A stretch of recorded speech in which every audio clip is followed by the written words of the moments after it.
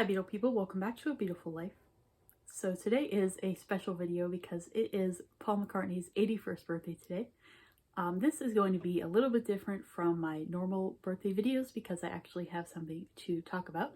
A few days ago I saw Paul at the Tribeca Festival, which is in New York City. This is an event that he did with Conan O'Brien. I'll get into that in a minute. But I bought tickets to this last month. I actually bought 2 tickets before I even knew if I could go to the event or not because I didn't want to see them sell out. So I bought 2 and luckily we did go. This was, as you can see, Thursday, June 15th, 6 o'clock. And the venue this was in is probably the smallest venue I'll ever see Paul in. It was, I think the capacity was 913 people, and obviously it was sold out. So this event was a conversation between Conan and Paul, and it was about Paul's new book, 1964 Eyes of the Storm. And actually their conversation was recorded for Conan O'Brien's podcast. It's called Conan O'Brien Needs a Friend. So that will be released in a future episode. They didn't tell us when it was coming out, but hopefully soon. We were in row S. So we got in line around maybe between 3 and 3:30. They started letting people in at 5:30. Row S actually was only about a few rows from the very top, but the place was small enough that there really was no bad seat in there. It was about the same size as my college's Performing Arts Center. There were some VIP badge holders who went in a separate line, so I don't know who they were, but I assume those people took up the front rows. And then we ended up, our seats thankfully were in the center of the venue, not off to the side, so we had a very clear view, which you will see in the video clips that I will put in. So Paul and Conan were talking about a lot of photos in the book, and as they were talking about them, they were being displayed on the screen behind them. You'll of course hear everything in the podcast. One thing that I hope is kept in is the part where Paul asked all the girls to do a Beatles scream. That was one of the first things he said. I'd like all the girls to do a Beatles scream, please. So we did. And it was just so cool to be at such a special event, knowing that it was only 900 something people. I was very lucky that I got tickets before they sold out. They were about $85 a piece. Again, I bought them right when they went on sale last month. So it was really cool to hear all of Paul's stories, and both Paul and Conan were very funny. And you'll hear everything once that episode comes out. But let me go ahead and put in the clips. Every second I'm out here is excruciating for all of you. The biggest name in show business is right behind that curtain. And I'm out here being a jackass. Because that's what I do. I am thrilled that he's here. We're going to be talking about and going through a book of photos, never before seen, 1964, The Eyes of the Storm. Thrill of a lifetime to be able to say, ladies and gentlemen, Paul McCartney!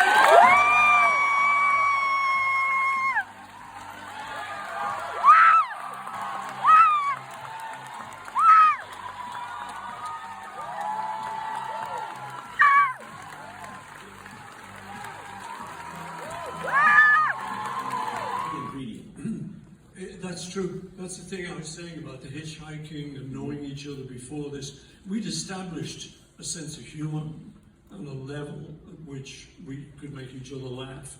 And John, of course, was very good at it. This interesting in that big red mark is to show me that I like these photos. And these were taken off a contact sheet, which kids these days don't know about. So you would take your 36 photos, and they would be developed on all of them, the 36 shots, on one printer. So then you would go through it, mark them up, session. And this occasion, it was Christmas. And so then John, after we finished, he would walk back up in the dark to his place. And I knew the route he took. There was a place called Booker Avenue, and on the corner was this kind of little posh bungalow. So he walks home, and then we talked the next day. He said, you know that house on the corner of Booker Avenue? So I went past it. He said, those people are crazy. I said, why, what do you mean? He said, well, they were out. You know, what time was it we finished? Midnight. He said, they were out on the veranda, on the porch, playing cards at midnight. I said, I don't get it. So I went up and looked. It was the manger. It was the baby.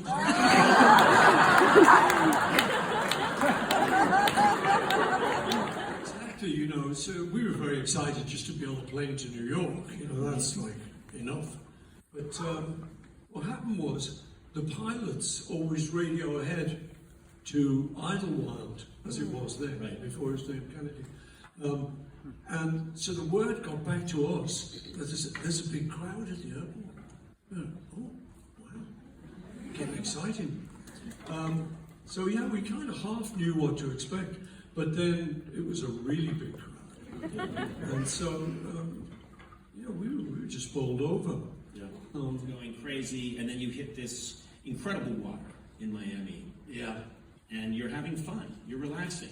Yeah, we were very lucky, and I think Brian Epstein was instrumental in that. He always put in a little bit of leisure, even though we worked crazy days, I don't know, like 300 days a year probably, but he would always put in like a visit to the beach, you know, and we were really thankful. Solo work, the work you've been doing, you just don't stop making really lovely, beautiful music. And so when I arrived here today, someone in your group said, well, thanks for doing this, Conan. And I said, what are you talking about? This is an absolute joy and a thrill, and can't think of anything cooler than to get to spend an hour with you and look at these photos. So I think on behalf of everybody here, I want to say thank you, Paul McCartney.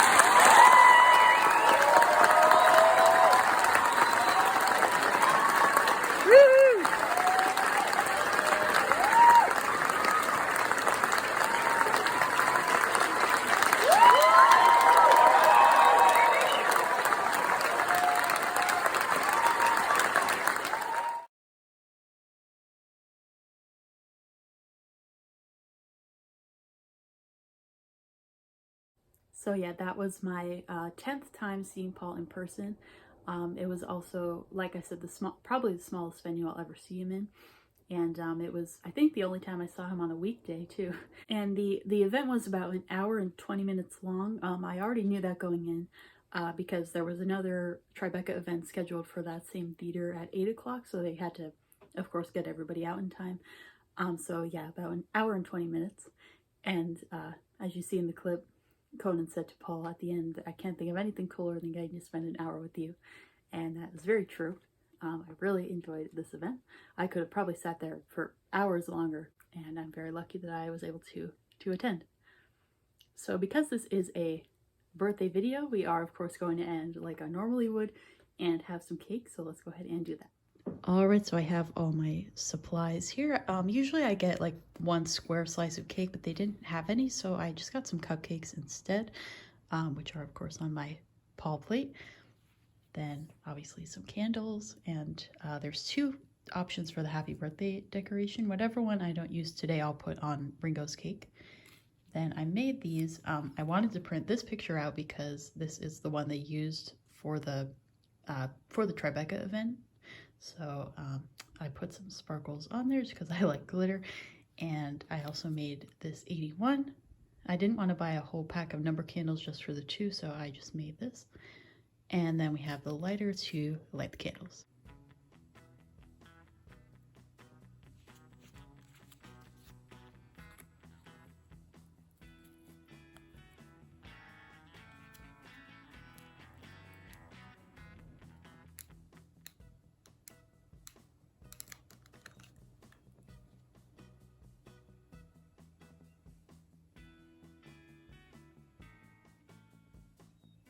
Alright, Beatle people, that is all for today's video. So I want to thank you for watching, and again say a very happy 81st birthday to Paul, and say thank you for a great time at the Tribeca Festival.